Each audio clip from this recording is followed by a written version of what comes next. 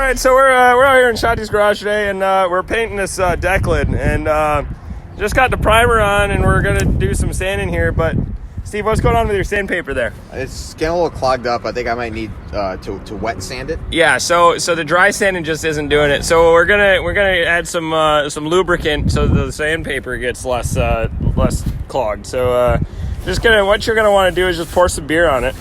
What are we running today? Labatt Blue Light. The brand really doesn't matter. Like 120 grit beer. Like you're gonna want some light beer for sure. Yes. Otherwise, you'll get some like staining in your paint. So, yeah, that's Shanti's garage tip. So, out here in Shanti's garage, we were trying to be classy tonight, and decided to drink some fucking classy beer. This is what happens when you get classy. This is what happens when you get classy. Stay trashy, guys.